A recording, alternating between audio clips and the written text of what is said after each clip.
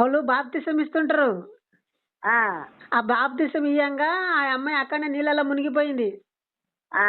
ఇంకా బయటికి రాలేదు, అక్కడనే చనిపోయింది. అన్నా నువ్వు ఏ లోతు గురించి కదా చెప్పింది. అవాక అదే అదే చెబుతుంటే విన్నలే నేను ఇంత ఇద్దరు ఎవరో ఊకొడుతురు, ఎవరు నీకు నువ్వు చెబుతుంటే ఎంతురు. వాళ్ళు బాప్తిసం ఇస్తుంటారు. ఆ, ఆ బాప్తిసం ఇయ్యంగా ఆ అమ్మాయి అక్కడనే నీళ్ళలో మునిగిపోయింది. ఆ. ఇంకా బయటికి రాలేదు, అక్కడనే చనిపోయింది. ఆహా. పెద్ద బావిలో. ఆ, అది వీడియో కూడా ఉంది, నేను సెల్లుకు పంపిస్తా. ఆ, ఇంకొకటి, మీరు బాప్తిసం తీసుకున్నారా? ఆ. తీసుకుందామన్నా. అదే అదే, ఎన్ని సంవత్సరాలు అయిందమ్మా? నేను తీసుకొని కూడా 10 సంవత్సరాలు అయిందన్నా. 10 సంవత్సరాలా? ఆ. ఉమ్. మీకు వయసు ఎంత ఉంటుందన్నా? నాకు 37. అట్లా తమ్ముడు అవుతావులే. ఇంకే చెప్పమ్మా, ఇంకేమైనా నీ డౌట్లు ఉంటే. అదే నువ్వు అదే లోతు గురించి చెబుతుంటే ఆ మాట ఇంత ఇంత ఎవరో చెప్పేదని, అందుకని ఫోన్ నెంబర్ ఇస్తే నేను ఫోన్ నెంబర్ చేసిన అందుకు. కొంచెం డీటెయిల్ గా చెప్తా ఒకసారి లోతు గురించి వినమ్మా, విన్నాక. అదే. లోతుకు ఒక భార్య, 2 పిల్లలు, 2 ఆడపిల్లలు ఉంటారు. ఆయన ఒక పట్టణంలో కాపరిగా ఉంటాడు. సెక్రటరీగా ఉంటారు కదా మనం ఎవరికడన్నా. అంతే.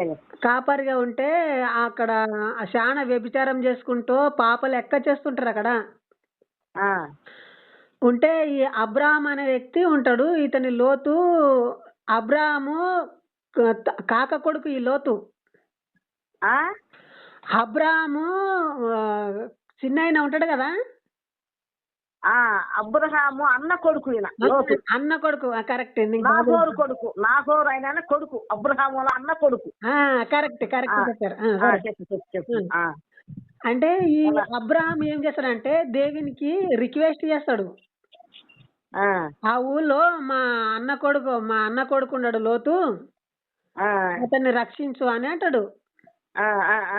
సరే అని దేవదూతలను పంపిస్తాడు దేవుడు. ఈ దేవదూతలు వెళ్ళి వెంటనే మీరు ఇల్లు అంతా ఊరి కాల్ చేయండి, ఈ ఊరికి నిప్పు పెడుతున్నా, ఈ ఊరిని అగ్ని చేత కాల్ చేస్తా అంటున్నాని చెప్తాడు. వీళ్ళు అడవిడిగా అక్కడ ఏమి సామాన్ అని తీసుకునే బయటికి వెళ్ళొస్తారు. ఈ లోతు భార్య ఉంటది కదా, ఈమె ఏం చేస్తుందంటే ఎంటికి తిరిగి చూడకండి ఆ పట్టణం కాలేటప్పుడు అని చెప్పింటాడు. వీళ్ళు ఎంటికి చూస్తారు, ఈమె ఒక్కతే ఎంటికి చూస్తుంది.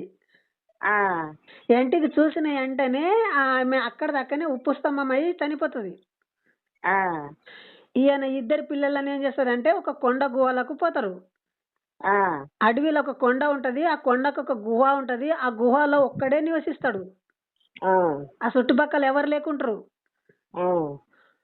అట్లాంటప్పుడు అతని 2 కూతుర్లు ఏం చేస్తారంటే, ఈ లోకంలో ఎవరు కూడా మనల్ని పెళ్లి చేసుకునేకే కనిపించరు, మనకు సంతానం కలగలే కదా, మనకు పిల్లలు బేకంటున్నాని తండ్రికి తాపించి తండ్రితోటే పండుకొని వాళ్ళతోటి పిల్లలను కంటారు.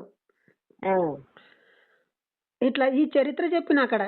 ఈ చరిత్ర ఎందుకంటే ఆయన భార్య అయిన బ్రతికి ఉంటే అలాంటి బాధ, అలాంటి చెడు పనికి అతనికి పాలు కాకుండే. ఒకటి వీళ్ళు ఏమంటారు అంటే, లోకంలో ఎవరు కూడా మమ్మల్ని చేసుకునే ఇంకా పురుషులు లేరా అని అంటారు. అక్కడ ఉండ్రి ఇంకా ఇంకా అబ్రాహాము అన్న అంటివి కదా నువ్వు, నా కొడుకులే కదా, వాళ్ళ కుటుంబం ఇంకా ఉండే అక్కడ వేరే ఊరిలో. ఆ ఊరికి వెళ్ళి అక్కడ వివాహం చేసుకునొచ్చు. కానీ వీళ్ళు వివాహం చేసుకునకుండా అంత చెడు కార్యము తండ్రి ఎడల చేసిరి. దాన్ని దేవుడు ఏమంటాడంటే, ఇది ఇతని నీతిమంతుడు అని చెప్తాడు.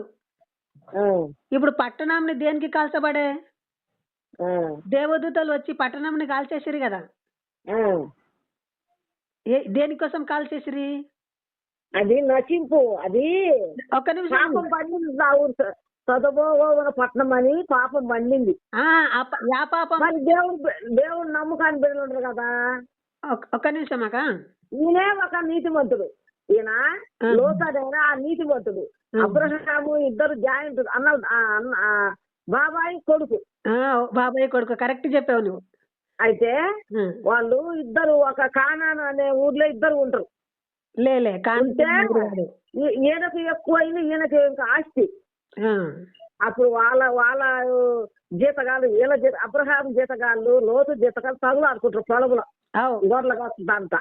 అప్పుడు వీళ్ళు మేముండము మేము బాగు తగులు అయితే లేతది వెళ్తారు ఎవరికి అబ్రహాంకు లోతుకు తెలిసినప్పుడు అయ్యా మనము దాయాదులు మన బంధువులము ఎందుకు కుదరదు, నువ్వు నువ్వు నువ్వు ముందు కోరుకో, ఏ ఏ ఏ దేశం పోతావు నువ్వు కోరుకో, తర్వాతనే నేను పోతానంటాడు అబ్రహాం.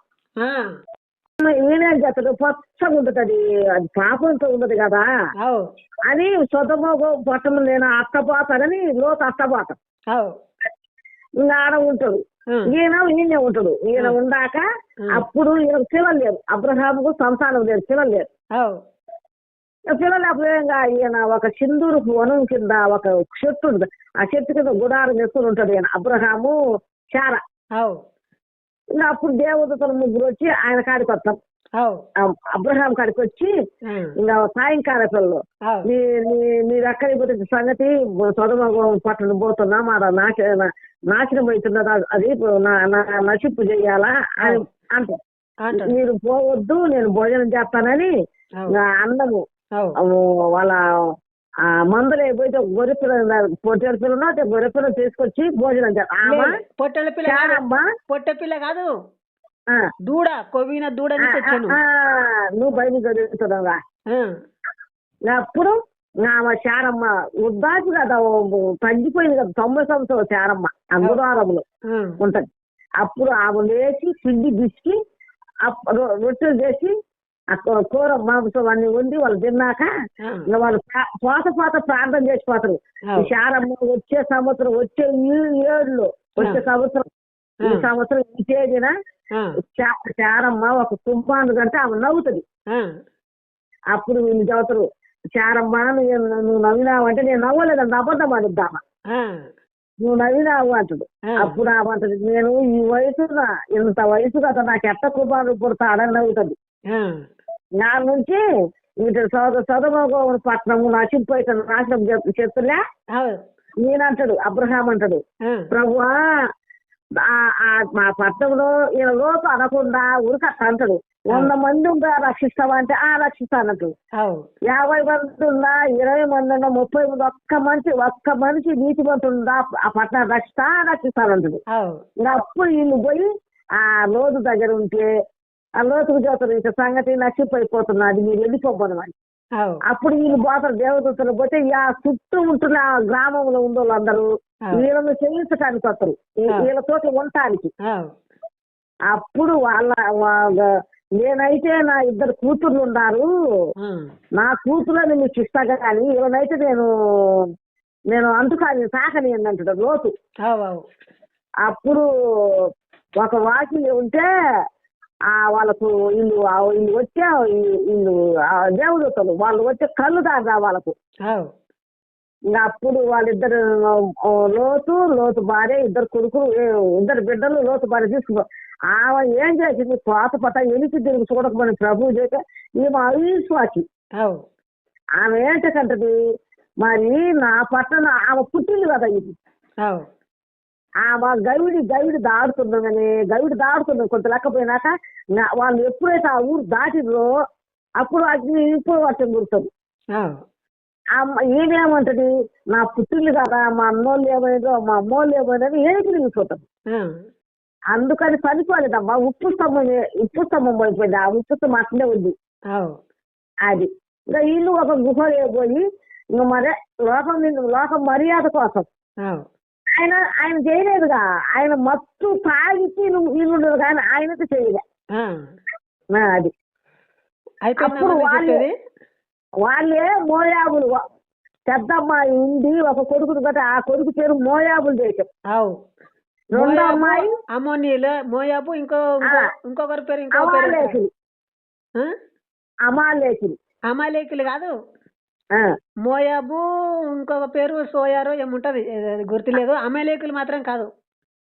సరే చెప్పు. ఇప్పుడు నీ చెప్పింది నేను క్లుప్తంగా విన్నా, చాలా చక్కగా చెప్పినావు, బైబిల్లో ఉన్నదే చెప్పినావు.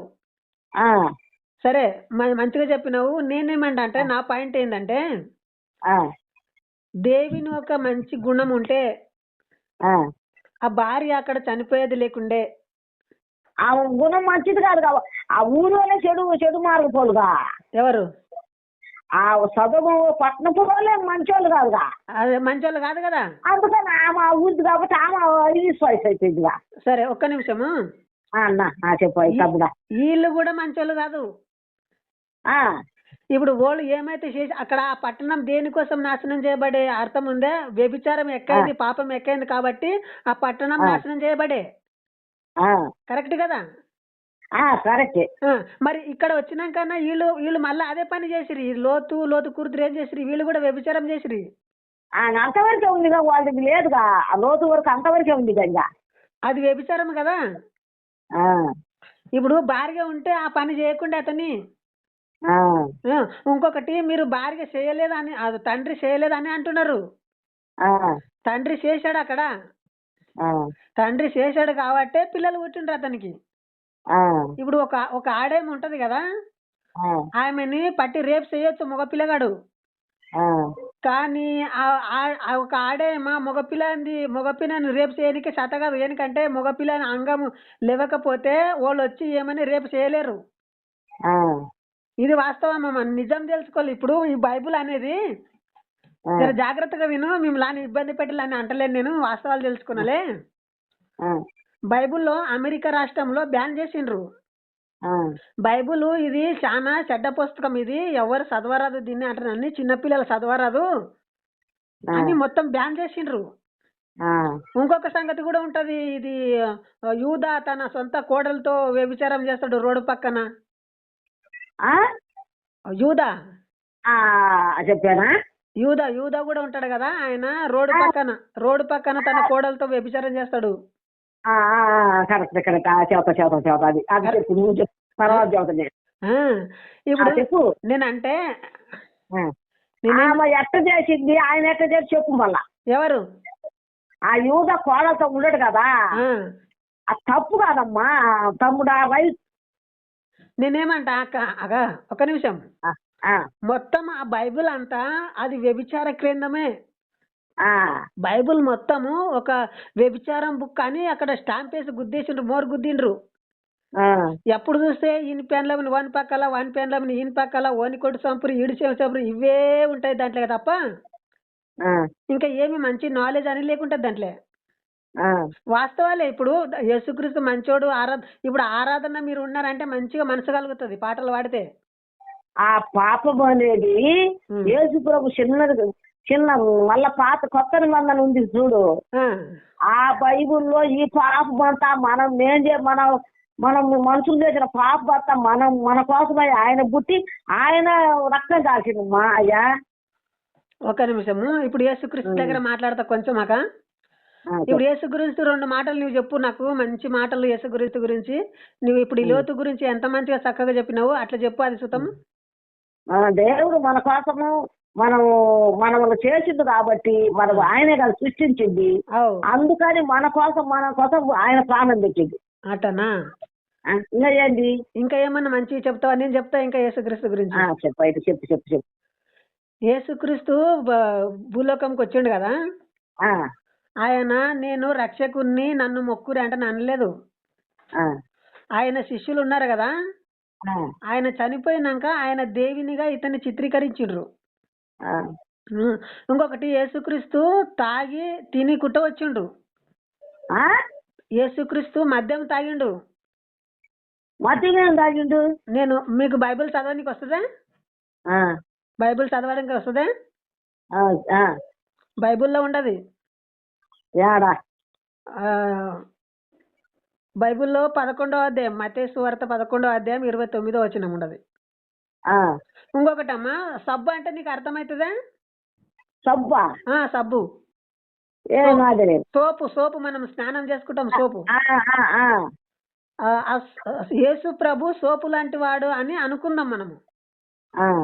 ఆ సోపుని మనం కడగం కదా, మన మురికిని సోపు కడుగుతుంది. కరెక్టా? కానీ ఆ సోపుని ఎవరు కడగరు. అట్లనే యేసుక్రీస్తు కూడా బాప్తిసం తీసుకున్నాడు. ఆ, ఇప్పుడు యేసుక్రీస్తు పవిత్రుడు అన్నప్పుడు యేసుక్రీస్తు బాప్తిసం తీసుకున్నారు కదా. ఆ, ఆయన బాప్తిసం తీసుకున్నాడు, పాపాలు ఒప్పుకున్నాడు. నీవు వ్యభిచారంకు పుట్టినోడవరా అని యూదులు అంటారు అతన్ని. ఆ. అది వాస్తవము. మీరు ఇంతకు ముందు యా దేవుని మొక్కేవాళ్ళు? మేము ఏ దేవుని మొక్క యేసుప్రభుని, మేము ఏ దేవుని మొక్క, మేము నిజమైన క్రైస్తవులు, మేము దేవుని మొక్క ఏ విగ్రహార్థకులు కాదు మేము. వెంకటేశ్వర స్వామి ఎట్ట పుట్టిండు? ఒక్క నిమిషం, విగ్రహ ఆరాధకులు కారు కదా మీరు? నేను కాదు. సరే సరే అన్నమ్మ, ఓకే. కాకపోతే మేము పర్వాలేదు కానీ. స్వాముల కాడ కూడా మేము మీ విగ్రహాల స్వాముల కాడ పలహారం కూడా మేము తినము. ఎందుకు తినరమ్మా? మేము తినము. ఎందుకు? ఎందుకంటే ఆయన మబ్బులో రాజు దగ్గర ఉన్నాడా రాజు, ఆయన దగ్గరికి శబ్ద అబద్ధములు వాళ్ళు ముగ్గురు ఆయన కిందికి పనికి పోతారు మామూలుగా. ఆయన రాజు కదా, ఆయన ఒక బంగారు పతికి బొమ్మను చేస్తాడు. ఆయన చేపిస్తే ఆ బొమ్మ కొండని మొక్కమంటుడు. మొక్కబట్టే వీళ్ళు షడ్రక్ మిషక్ అబద్ధం వీళ్ళు ముగ్గురు మేము మొక్కమంటారు. నాకు ఆ చరిత్ర తెలుసాక వీళ్ళని ముగ్గురిని కలిసి మంటలేస్తాడు కదా. ఇప్పుడు దాని గురించే మీరు తిన్నమంటారా? మరి మరి మంటలేసినప్పుడు కాలిండ్రా? కాలేరు. వాళ్ళు ఎవరు? వాళ్ళు ఎంతమంది దాంట్లో? నలుగురు ఉన్నారు. ముగ్గురు నలుగురు ఉన్నారు. మళ్ళా అది నిజమేనా, వాస్తవమేనా? అక్క ఒక్క నిమిషం ఒక్క నిమిషము నా మాట విను. ఇప్పుడు మనము ఒకరినొకరం శత్రువులుగా కారాదు అని నా ఉద్దేశము. దేవుని లోపట ఈ దేవుని లక్షణాలు లేకుంటాయి. ఇంకొక మాట అంట నీకు, అన్నం అడిగితే పాములతో కరిచి చంపిస్తాడు దేవుడు. మన దేవుడు ఇప్పుడు అందరు యెహోవా దేవుడు అంటారు కదా. ఈ ఐగుప్తు దేశం నుండి మోషే అనే వ్యక్తి బయటికి తోలుకొస్తాడు అరణ్యంకి. తోలుకొచ్చినాక వాళ్ళకి ఏమంటారు, మోషే మీద సనుగుకుంటారు, ఈ అడవిలో మాకు తిననీకే అన్నం లేదు, తాగనీకే నీళ్ళు లేవు, ఈ అడవిలో మమ్మల్ని సావనికే తోలుకొస్తే మోషే అని మోషకి అంటారు. నీకు ఆ రిఫరెన్స్ లో ఆ వాక్యం కావాలంటే కూడా చూపిస్తా బైబిల్లో. అప్పుడు యెహోవా దేవునికి మోషే ప్రార్థన చేస్తాడు. ఏమంటాడు? నిర్గమకాండం కాదు, సంఖ్యాకాండం. అప్పుడు ఏమంటాడు మోషే, దేవా ఈ ప్రజలు ఈ కాసేపు అయితే నన్ను రాళ్లతో కొట్టి చంపేస్తారు, మరి వీళ్ళకి అన్నం పెడతావా, మరి ఏం చేస్తావా అంటే ప్రార్థన చేస్తే దేవుడు ఏమంటాడు, నువ్వు పక్కకు జరగంటనని తాపకారమైన విష సర్పములను పంపిస్తాడు ప్రజలలోనికి. అప్పుడు ఇశ్రాయేలులో పాముల చేత కరిచిన వాళ్ళు అనేకమైన మంది చనిపోయిరి. ఎవరు పంపించారు? యెహోవా దేవుడు. మన యెహోవా దేవుడు అని నమ్ముతారు కదా బైబిల్లో. కాదు కాదు లేదాక ఆయన పంపించాడు. ఆ రిఫరెన్స్ చదువుతున్నా ఒకసారి, చదువుతున్నా. నీ బైబిల్ తీసుకో ఒకసారి. అట్లా కాదు, మనం క్లియరిటీగా తెలుసుకోవాలక. ఇప్పుడు నేను చదివి వినిపిస్తా, నువ్వు బైబిల్ చదువు. నేను దాంట్లో సరిగ్గా చెప్పు. నేను సంఖ్యాకాండం 21వ అధ్యాయం తీయి. ఎందుకంటే వాస్తవాలు తెలుసుకున్నా. రేపు మన కాల్ రికార్డు పబ్లిక్ రేపు యూట్యూబ్ లో వస్తుంది చూడు మన మాటలు. యూట్యూబ్ లో వీడియోలలో రేపు వస్తుంది. కొన్ని మంది చూస్తారు మన వీడియో. ఇప్పుడు నీ సంఖ్యాకాండం దిగి చెప్పు. తీసినావా? పోతున్నాను ఇంట్లో పండుకున్నాను. తెచ్చానా?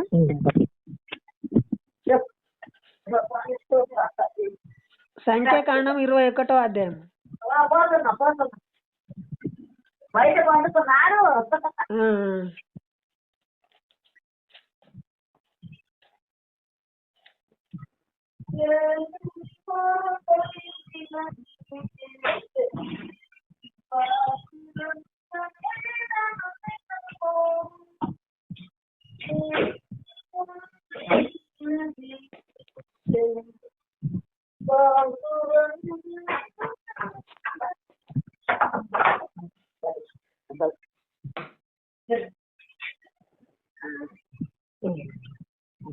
సంఖ్యాకాండం చెప్పు.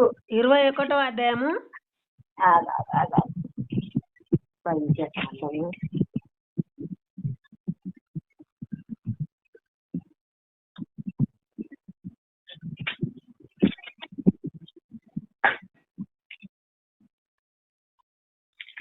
21. 4 నుండి చదవండి. నీ కాదు బైబుల్ నా కాడ ఉంది, నేను చదువుతున్నా. చదువు. మీరు నేను సరిగా చదువుతున్నానో లేదో చూసుకోండి మీరు. అది పెట్టుకుందాం. సంఖ్యాకాండము 21వ అధ్యాయం 4వ వచనం తీశారా? తీసిన. వారు ఎదేమి దేశమును చుట్టి పోవలనని హోరు కొండ నుండి ఎర్ర సముద్ర మార్గమున సాగినప్పుడు మార్గ ఆయాసనం చేత జనులు ప్రాణం సొమ్మసిల్లెను. దీని అర్థం ఏంటంటే వాడు ఎడారిలో నడుచుకుంటా ఉన్నప్పుడు వాళ్ళ ప్రాణం సొమ్మసిల్లిందంట, నడవలేక కూర్చుంటున్నారంట. కాగా ప్రజలందరూ దేవునికి మోషేముకు విరోధముగా మాట్లాడి, ఈ అరణ్యములో చచ్చుటకు ఐగుప్తు నుండి మీరు మమ్మును ఎందుకు రప్పించితిరి? ఇక్కడ ఆహారము లేదు, నీళ్లు లేవు, చలిసారము లేని ఈ అన్నపానములు మాకు అసహ్యమనిరి. ఇక్కడ ఏం జరుగుతుందంటే వాళ్ళు అంటున్నారు, ఆ అడవిలో ఆ రాళ్లలో ఆ రప్పల్లో నడవలేక మోర్చెల్లి కూర్చొని అంటున్నారు, నీ దేవుడు యెహోవా నీవు ఇద్దరు కలిసి మమ్మల్ని ఈ అరణ్యంలో చచ్చడానికి తోలుకొస్తారే, సావనిక తోలుకొస్తారే, మాకు ఇక్కడ అన్నం లేవు, నీళ్లు లేవు, తాగడానికి ఏమి లేవు, మేము ప్రజల మా పిల్లలతో మేము చనిపోతాం అంటున్నారు. అర్థమవుతుందక? అందుకు యెహోవా బాగా కోట్ చేసుకో, యెహోవా దేవుడు పంపిస్తున్నాడు చూడు. 6వ వచనం. అందుకు యెహోవా ప్రజలలోనికి తాపకారములైన సర్పములను పంపెను, అవి ప్రజలను కరువగా ఇశ్రాయేలులో అనేకులు చనిపోయిరి. ఉంది కదమ్మా, క్లియర్ గా. నేనేమి బైబిల్ లేని చెప్పనమ్మా, నాకు అవసరం లేదు బైబిల్ లేని చెప్పనీకి. బైబిల్ ఉన్నదే చెప్తా. ఇంతకు ముందు నువ్వేమన్నావు, ఇది దేవుడు పంపిలేడు అన్నావు కదా. ఇప్పుడు దేవుడే పంపాడు. 6వ వచనం ఒకసారి చదువు నువ్వు. అందుకు యెహోవా ఓకే ప్రజలలోనికి తాపకారణమైన సర్పములను పంపెను, అని ప్రజలను కరువగా ఇశ్రాయేలుల అనేకులు చచ్చిపోయి. చాలా చక్కగా, చాలు అంతే చాలు. చాలా చక్కగా చదివినాక నీకు జ్ఞానం ఉంది, మంచి మనసు ఉంది, దాన్ని మంచిదానికి ఉపయోగించు. దేవుడే పంపించిండు ఇక్కడ. నేనేమంటే, నేను దేవుని దోషించడం లేదు, మీరంతా తెలివి తక్కువలు దద్దమ్మలు అంటారు నేను అనడం లేదు. మీరు న్యాయాన్ని తెలుసుకునలే. ఇంకొకటి, బాధితుల గురించి ఆలోచించలే. ఇప్పుడు దావీదు సేవకుడు ఎంత నమ్మకమైన సేవకుడు ఉండే. దావీదు చరిత్ర తెలుసు కదా నీకు. దావీదు సేవకుడు ఊరియా ఉంటది కదా, ఈ ఊరియా భార్య దావీదు సేవకుడు. ఈ ఊరియాని చంపించి అతని భార్యని ఇతను సొంతం చేసుకుంటాడు. చేసుకొని ఆమెతోటి ఒక పిల్లగాని గాని, ఆ పిల్లగాని దేవుడు చంపేస్తాడు. వీడు వ్యభిచారం వల్ల పుట్టిండు, వీడు నెగలరదరు అంటనని దేవుడు అని చంపేస్తాడు. దావీదు అంటాడు, వద్దు దేవా నా కొడుకును చంపేయకపా, వద్దు అంటే ఏడుకుంటే కూడా వినకుండా అదే ఆ పసి కూనని దేవుడు చంపేస్తాడు. మరి దీంట్లో దేవుని లక్షణాలు నువ్వు న్యాయంగా ఆలోచించు. దేవుని లక్షణాలు ఇలాంటివి లేకుంటాయి కదా. నేను బైబిల్ని తప్పు పట్టి బైబిల్ మంచిది కదా అని చెప్పుకొచ్చిన. మీరు న్యాయాన్ని గుర్తించండి. బాధితుల గురించి ఆలోచన చేయలే కదా, పేదల గురించి, బాధితుల గురించి. ఇప్పుడు మనకు జరగలేదు, అది మనకు ఏం కాదు, కానీ ఎవరికైతే జరిగింది కదా వాళ్ళకి చాలా బాధ అవుతుంది కదా. ఒక మంచి కుటుంబము, భార్య భర్తలు ఉన్న కుటుంబాన్ని విడదీసి వాని చంపించి వాని భార్యని వీడి పెళ్లి చేసుకొని. తప్పు చేసినట్టులే. ఎవరు? బాయిదు తప్పే, ఆయన తప్పే. ఒక్క నిమిషం అక్క, తప్పు చేసిన అన్నావు. అలాంటి తప్పు చేసేటోళ్ళని మోసే ధర్మశాస్త్రం ప్రకారము రాళ్ళ తీసుకొని కొట్టి చంపలే. కరెక్టా లేదా? వ్యభిచారం చేసిన వాళ్ళని రాళ్ళ తీసుకొని కొట్టి చంపలే అని ఉంటది. మళ్ళా దావీదుని ఎవరు చంపిరి? ఎవరు చంపలే. మళ్ళా బాధితుల గురించి ఆలోచించలే. ఇప్పుడు రాజులు ఉండరు కాబట్టి రాజుల పేరుకి ఎవరు ఓరు. ఇప్పుడు మనము పాస్టర్లతో పోతాము. పాస్టర్లు నాలాక చెప్పలేరు వాళ్ళు. ఎందుకంటే వాళ్ళకి కావాల్సింది ఆరాధన, స్తుతి ఆరాధన, బైబిల్ చెప్తారు కానీ వాళ్ళకే తెలియదు బైబిల్ నాలెడ్జ్. ఆ, మనము బాధితుల గురించి ఆలోచన చేయలే, ఆ, అన్యాయస్తుల గురించి ఆలోచన చేయలే. ఆ, ఇంకొకటి పరీక్ష పట్టలే. దేవుడు ఇది దేవుని లక్షణాలు కావు కదా, దేవుడు ఇట్లా ఎందుకు చేస్తాడు అని ఒక ఆలోచన చేయాలక. ఆ. ఇంకేమైనా చెప్తావా అక్క? నువ్వు మాట్లాడాలి ఏమన్నా? చెప్తులే. నీ చెప్పు. నీకేమైనా డౌట్ ఉంటే ఎప్పుడైనా నాకు కాల్ చేయి. ఇంకొకటి మీ పాస్టర్ దగ్గర మాట్లాడించు, ఎవరైనా బైబిల్ తెలిసిన వాళ్ళతోటి కూడా మాట్లాడించు, నేను మాట్లాడతా. ఆ, మరి యూద తప్ప? యూద చాలా తప్పక. యూదది ఎట్లా అంటే ఆమెది పెళ్లి చేసుకున్నాడు. పెళ్లి చేసుకొని మళ్ళీ ఆమెనే కొట్టి సంపనీకి పోతాడు. ఆహా, ఆ. ఫస్ట్ ఎవరు చేసుకురు యూద? ఆమెను తామారు. కరెక్ట్ చెప్పావక్క. తామార్ని ఫస్ట్ పెద్ద కుమారుడు చేసుకుంటాడు. ఆ, పెద్ద కుమారుడు చనిపోతాడు. ఆ, తర్వాత చిన్న కుమారుడు పోయి వదినతోటి వనుకొని వదినకు కడుపు చేయరా అని అంటాడు. ఆ. అన్ని చాలా చెడ్డ వాక్యాలక్క. అవి చదవలేవు. నువ్వు చదువుతావు, అది ఒకసారి చదువుతాము. 38వ అధ్యాయంలో ఉంటుంది చూడు. ఆ? ఆదికాండం 38వ అధ్యాయంలో ఉంటుంది, చదువుతావు అది నువ్వు? ఆ. చదవలేరు. అలాంటి మురికి వాక్యాలు ఉంటాయి అవి. దేనికంటే ఇతని పెద్ద కుమారుడు పోతే ఇంకో చిన్న కుమారుని పంపిస్తాడు, నీ కోడలతో వండుకొని ఆమెతో నీ కోడలకు ఆమెకు పిల్లలు పుట్టించు అని అంటాడు, నీ అన్నకు బదులుగా. అతను ఏం చేస్తాడు? సెక్స్ చేసినట్టు చేసి ఆ ఒక రేటస్ అనేది నెలకిడుస్తాడు, అంటే ఆ యూనిలో పడకుండా. ఇప్పుడు అది దేవునికి చెడ్డతనంగా అనిపించి అతను చంపేస్తాడు. మరి అదే తన భర్తను చంపేసేది లేకుండే కదా అతని దేవుడు. ఇప్పుడు జీవమరణములు దేవుని వశంలో కదప్ప, సచ్చినలను కూడా బతికిపిస్తారు కదా. మళ్ళీ ఇంకా చిన్న చిన్న ఓరారు ఆయన పేరు ఓనాను. మనము చిన్న కుమారుని కూడా మామతుడు బైబుల్లో చిన్న అబ్బాయి కూడా ఉండటానికి చిన్న వయసు, ఆ అబ్బాయి వయసు వచ్చేదాకా నువ్వు ఉండలేవు, నువ్వు పుట్టింటికి పోమంటాడు. అవు అంతేనా? అంతే, కరెక్ట్. పుట్టింటికి పోతే ఆమె ఎవరికైనా వేరే వాళ్ళ కాడ ఉండకూడదుగా, చెడ్డ పేరు తెచ్చుకోకూడదుగా. అప్పుడు యువత ఉంటది వాళ్ళ మామ. ఒక్క నిమిషం అక్క. ఆయన సింహాస అనే ఊరికి గొర్రె పొచ్చుగా పిలుచుకొని పోతుంటాడు. అది ఒక కాలం అంట వాళ్ళు. ఒక్క నిమిషం అక్క. హలో, చెప్పు. మీరు చెప్పేది నాకు అర్థమే. నీ చెప్పిన చరిత్ర అంతా నాకు అర్థం ఉంది. నేను చెప్పేది ఏమిటంటే దేవుడు ఈ ఆట అంతా చూస్తాడు. ఇంకొకటి, ఇప్పుడు ఆదాము అవ్వకు చేసిండే చూడు, ఆమెకు పీరియడ్ ఇప్పుడు నెలకు ఆడేళ్ళు డేట్ అవుతారు కదా, అది అవుతుంటే దేవుడు వచ్చి చూసేటోడు. ఈ సైతాన్ వచ్చి ఏమన్నానంటే, అరే మీరు బత్తెలుగా ఉండరు, కాలపూట అంతా రక్తం కారుతుంది ఆమెకు, మీరు కాస్త ఆకులు ఈకులు కొట్టుకొని కంచడిగా చేసుకోర్రా అంటానంటే, అప్పుడు వాళ్ళు కంచెకు అది కట్టుకుంటారు, బట్టలు కట్టుకుంటారు. ఇప్పుడు బైబిల్ ప్రకారంగా నువ్వు నేను అందరము దిగంబరులుగా రోడ్డు మీద తిరగలే, సైతాను చెప్పే కాబట్టి మనం బట్టలు వేసుకున్నాము. దేవుని ఉద్దేశం కాదు. దేవుడు ఎప్పుడు చెడును చూసేటోడు, నగ్నతను చూసేటోడు. ఏమంటాడు?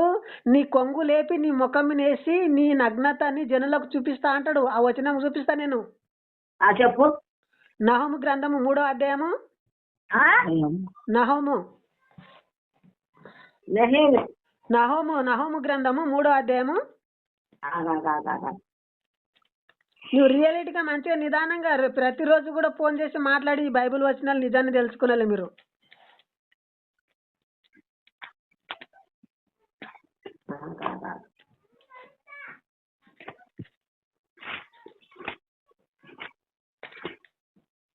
చెప్పు. నహోము గ్రంథం తెరిచిండ్రా? నాకంటే మీరే మునుపు తీసిండ్రు, నాకు తీయడం రాకొచ్చింది ఈడ. చెప్పు. ఏ నెహమ్యా తీసారా, నహోము తీసారా? నెహమియా వద్దు, నహోమి అని ఉంటది. నహోమి తప్ప.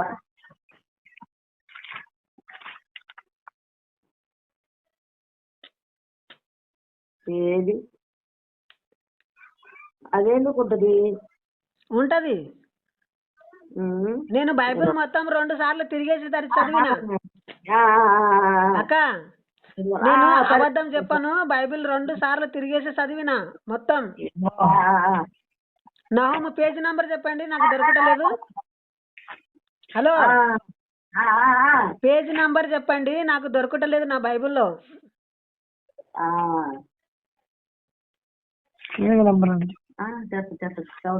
చెబుతా నెహెమియా. నేమియే కాదు, నహోమి. 4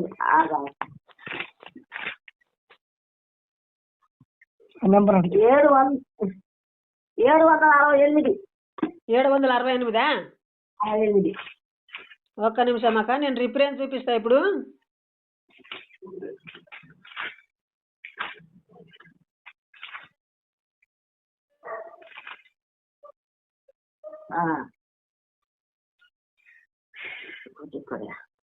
మర్చిపోండి. 3 అధ్యాయంలో ఉంటుంది చూడక. నహోము 1వ అధ్యాయం 3వ వచనం చూడు ఒకసారి. రౌతులు వడిగా పరిగెత్తుకుతున్నాయి, ఖడ్గములు తల. అదేనా? కాదు కాదక్క, నాకు దొరకటలేదు. ఒక్క నిమిషం. ఎంత? 700? 769. ఒక్క నిమిషం.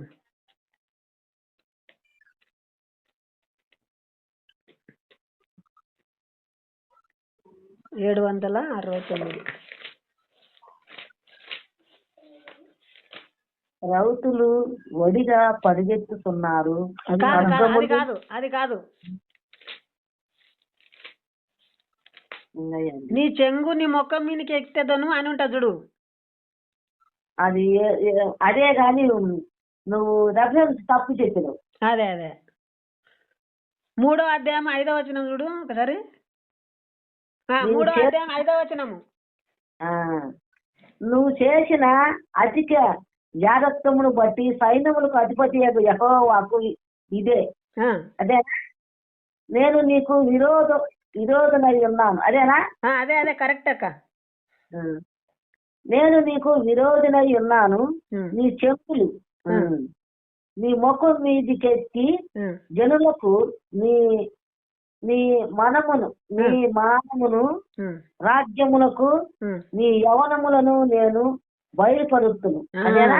అంతే. ఇప్పుడు దీని అర్థం నేను చెప్పు నాకు ఒకసారి. అదే చెప్పు. ఏమంటాడంట, నీ జాగ్రత్తము చూసి నేను నీ మానవుని, నీ యొక్క నగ్నతని నీ ముఖం మీదకి, నీ చెంగు అనేది నీ ముఖం మీదకి కప్పుతా. అంటే నీ మానవు నీకు కనబడదు, కానీ నీ మానవు మాత్రం ఇతరులకు అందరికి కనిపించేటట్లు చేస్తా అని అంటాడు. ఇప్పుడు అవ్వకు కూడా ఏం చేశాడంటే తన మానాన్ని తనకు కనిపించేలాగా చేసలేడు. అవ్వకు తన మానం ఏమిటో తనకు తెలియదు, కానీ సాతానుకు మాత్రం తెలుసు. ఆమె కాలపోతే ఇప్పుడు రక్తం కారిపోతుంది, ఇట్లా కారిపోతే అవ్వ సాతానుడు ఏమంటాడు, అరే నీ కాలపోతే అంతా రక్తం కారిపోతుంది, కచ్చడాలు కట్టుకొని జర బట్టలు వేసుకొని పద్ధతిగా ఉండనట అని చెప్తే అప్పుడు వాళ్ళు బట్టలు వేసుకొని పద్ధతిగా ఉంటారు. అదైతే ఎవరైతే చెప్పలేదు, రాజు చెబుతున్నావు. ఎవరు? అది నేను చూపిస్తా, ఆ వచ్చిన రిఫరెన్స్ కూడా చూపిస్తా. సాతాను వచ్చి చెప్తుంది. నేను సాతాను అంటది దిగంబరులమై అవుతుంది కనుక ఎవరు చెప్పు రెఫరెన్స్ ఆదికాండం 3వ అధ్యాయం 2వ అధ్యాయము. తప్పు కాదా? నేను చెప్పేదంతా బైబిల్కి వెళ్ళి చూపిస్తున్నా నీకు. ఉంది ఆ మాట. ఆదికాండము 3వ అధ్యాయము. చెప్పు. 3వ అధ్యాయం చెప్తా. 7వ వచనము, 6వ వచనం నుండి 6వ వచనం నుండి చదవాలి. చదువు. స్త్రీ ఆ వృక్షము ఆహారమునకు మంచిదయి కన్నులకు అందమైనదని వేగమిచ్చి రమ్యమైనదని ఉండుట చూసినప్పుడు ఆమె దాని ఫలములలో కొన్ని తీసుకొని తిని తనతో పాటు తన భర్తకును ఇచ్చెను. అతడు కూడా తినను. అప్పుడు వారిద్దరు కళ్ళు తెరవబడిన వారు తాము దిగంబరులను తెచ్చుకొని అంజూరపు ఆకులు కుట్టి తనకు గచ్చటములను చేయించింది. ఒక నిమిషం నీకు క్లియరిటీ ఇస్తా జరా. ఒక నిమిషం మీరు చదివినావు కదా. చెప్పు. దానికి ఏమవుతుందంటే సాతానుకు దేవునికి ఎరక. ఉమ్. ఆ ఒక పండు తింటే ఇలా నగ్నతం బయటపడి చూసుకుంటారు, తన మానాన్ని చూసుకుంటారు అని సాతానికి ఎరకుండే. ఆ, కాబట్టి ఈ సైతాను వాళ్ళకి ఏం చెప్తుంది అంటే ఆ పండు తినురని చెప్తుంది.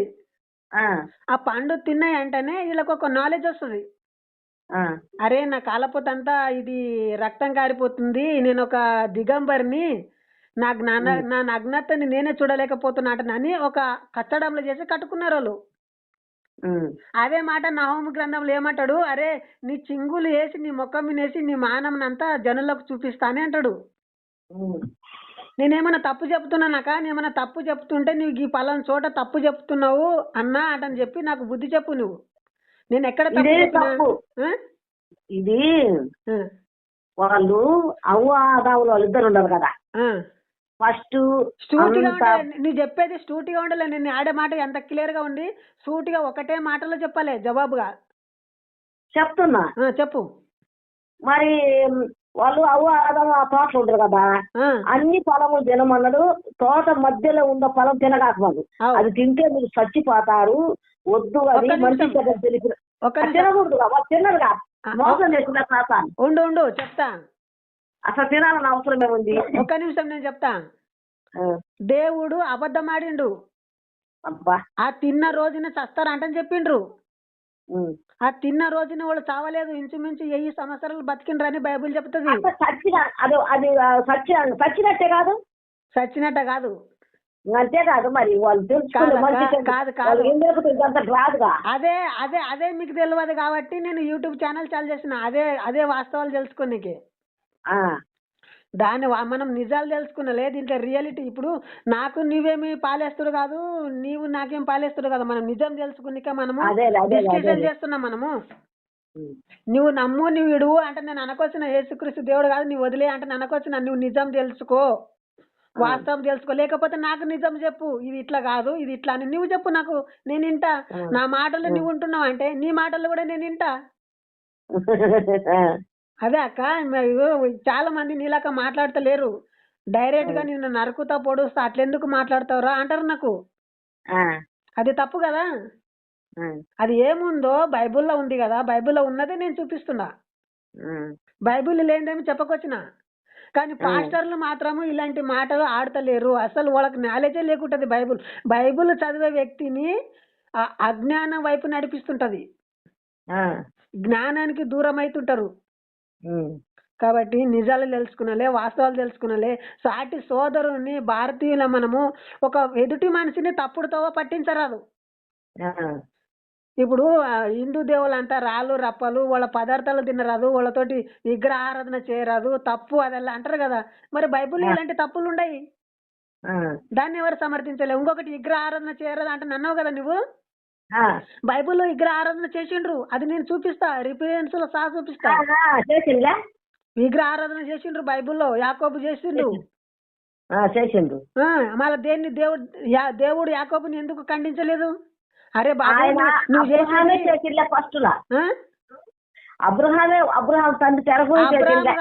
అబ్రహాం కాదు, యాకోబు ఒక రాయి నిలబెట్టి రాయి మీద నూనె పోసి గుర్తుకు గానీ అది దానికి మొక్కి ప్రార్థన చేస్తాడు. మరి ఏం జరిగింది? అది విగ్రహారాధన కదా. ఆయన లాభాన్ని దగ్గర పోతున్నాడు. పోయేటప్పుడు ఆ ఒక రాయి స్తంభం నిలబెడతాడు. వాళ్ళ మామ కాడికి పోతుండు, పారి వెళ్ళిపోతుండు, మోసం చేసి పోతున్నాడు. ఒక రాయి నిలబెడతాడు మధ్యలో దారిలో, నిలబెట్టి ఆ రాయి పైన నూనె పోస్తాడు. నూనె పోసి వెలిగించి ప్రార్థన చేస్తాడు. దేవా నీవు ఉండవు, నువ్వు నాకు తోడుండు, నీవు నిజంగా నాకు తోడుంటివంటే నీకు 10వ భాగం ఇస్తా, 10వ వంతు నీకు చెల్లిస్తా అని ప్రార్థన చేస్తాడు అతని. అది విగ్రహారాధన కదా. మళ్ళీ అది నిజంగా ఒప్పుకో. అది ఒక రాయి ఉండదమ్మా, ఆ రాయికి మీద నూనె వచ్చి మొక్కుతాడు. దాన్ని దేవుడు ఖండించపాయే, లోతు భార్యని కూడా ఖండించపాయే, దావీదుని కూడా ఖండించపాయే. మరి నువ్వు న్యాయాన్ని కోసం పోరాడు కదా. దేవుడైన ఎన్నుకోకో, సైతాన్ని ఎన్నుకోకో, ఎవరైనా ఎన్నుకోకో, మనకు కావాల్సింది న్యాయము. బతుకున్నన్ని దినాలు మనము న్యాయానికి పోరాడలే. చెప్పక నేను అన్ని మాటలలో ఏమైనా డౌట్ ఉంటే చెప్పు. మళ్ళీ ఆడ పండుకుండు కదా ఆయన అవు అక్క నిద్రపోయిండు. పండుకున్నాడు అక్క నిద్రపోయిండు. కరెక్ట్ పండుకున్నప్పుడు ఏం జరిగింది? కళ్ళ పడ్డది. కళ ఏం కళ? దేవదూతలు ఎక్కుతూ దిగుతూ ఉంటారు నిచ్చెన మీద. బా, ఓ సదోదయ్య. ఆ, దేవదూతలు ఎక్కుతూ దిగుతూ ఉంటారు. ఆ, అప్పుడు ఏమన్నాడు ఆయన? అప్పుడేమంటున్నాడు, దేవా నాకు నువ్వు తోడే ఉండవు అని నాకు తెలిసింది ఆ, అని తలకడగా పెట్టుకున్న రాయిని ఇలా పెడతాడు. నిజంగా నువ్వు నాకు తోడు ఉంటావు అంటే ఈ ఈ స్థలాన్ని నేను గుడి కట్టిస్తా నీకు, ఉమ్, ఇది ప్రార్థన మందిరం అవుతుంది అని మొక్కుతాడు. ఆ. మరి ఇది విగ్రహారాధన కదా. ఇంకా మరి ఇంకొకటి మోసే కూడా సర్పముని చేయిస్తాడు. ఇత్తడి సర్పంని జయించి ఇత్తడి సర్పంని చూపిస్తాడు ప్రజలకు. అది విగ్రహారాధన కదా. విగ్రహాలు వాళ్ళు దేవుడు ఏం చేస్తారు? ఆ సర్పము ఒక నిమిషం అక్క, ఇప్పుడు బైబిల్ చేసిందేమో విగ్రహారాధన కాదంటావు, మరి మేము హిందువులు మేము పూజ చేస్తున్నామో మమ్మల్ని విగ్రహారాధన అంటావు. ఇది ఎక్కడి న్యాయం అక్క? ఇది నువ్వు కరెక్ట్ న్యాయం చెప్పు. ఇప్పుడు బైబిల్లో చేసిన వాళ్ళేమో విగ్రహారాధన కాదంటావు, మేము చేసిన విగ్రహారాధన తప్ప మీరు చేసిన ప్రసాదాలు మేము లడ్లు మేమేమి తినము, విగ్రహాల కదా తినము అంటే నువ్వు అంటావు. మరి నువ్వు న్యాయంగా చెప్పు. మళ్ళీ అక్కడ కదా నా మనస్తత్వం అది. అదే తప్పు అనొద్దు అక్క, ఎదుటి మతాన్ని తప్పు అనవద్దు అంటున్నా. నేను యేసుక్రీస్తు తప్పు అంటున్నాను. నువ్వు అంటున్నావుగా ఇప్పుడు ఏమని? ఇట్లా చేసినారు, ఆ దేవుడు చేసిండు కానీ అట్లా దేవుని లక్షణాలు లేకుంటాయి, నీ ఒబిడియన్స్ నీదే అంట. నేనంట దేవుని ఒక గుణం ఇట్లాంటిదమ్మా అని చెప్తున్నా. మరి ఆయన కూడా దేవుణ్ణి ఆయన కూడా ఉపవాసంతో ప్రార్థించింది కాదు. వెంకటేశ్వరు ఎవరు?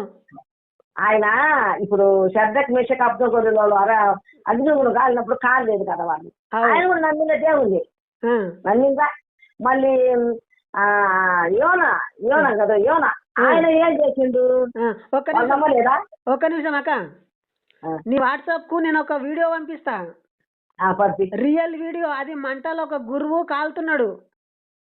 అదే దేవుడు, ఒక దేవుడు నలుగురు, ఒకళ్ళు ముగ్గురు అయితే ఒక దేవుడు. అదేనమ్మా, అదే నీ చెప్పిన దానికి నేను అనుసరిస్తున్నా. ఇప్పుడు అక్కడ మంటల్లో కాలలేదు కదా. నేను ఒక వీడియో పంపితే ఇప్పుడు నీ మొబైల్ కి, ఆ వీడియో చూసినావంటే ఒక గురువు కూడా మంటల్లో కాలడు, మంటల్లో పడ్డాడు. నీ చెప్పింది ఎవిడెన్స్ లేకుంటది, కానీ నేను చూపించింది ఎవిడెన్స్ రుజువులతో సహా నేను చెప్తుంటా. ఒక గురువు ఉండడమ్మా, మంటలో పడ్డాడు, ఇట్లా పండుకుంటాడు, బాగా యథార్థంగా పండుకుంటాడు. అతని బట్టలు కాలాయి, అతని సింగులు కాలాయి, అతని గడ్డము కాలాయి, అతని వెనుకలు కాలాయి. అది కన్నులకు నేను చూపిస్తా. ఇప్పుడు నువ్వు చూపించగలవా? షెడ్రిక్ మెస్సిక్ ఇట్లా అయినరంటని బైబిల్లో ఉండదు కాబట్టి చెప్తున్నావు. కానీ నేను అట్లా కాదు. నేను ఏమైతే మాట్లాడుతుంటానంటే అది రుజువు, అది వాస్తవంగా ఉందా లేదా అంటే అది వాస్తవంగా ఉంటేనే నేను నీకు చెప్తా. పంపించమంటావా వీడియో? మీరు వీడియో కాలే చేయరు, వీడియో కాల్ లిఫ్ట్ చేయరు. తమ్ముడు నాకు అది చేయాలా?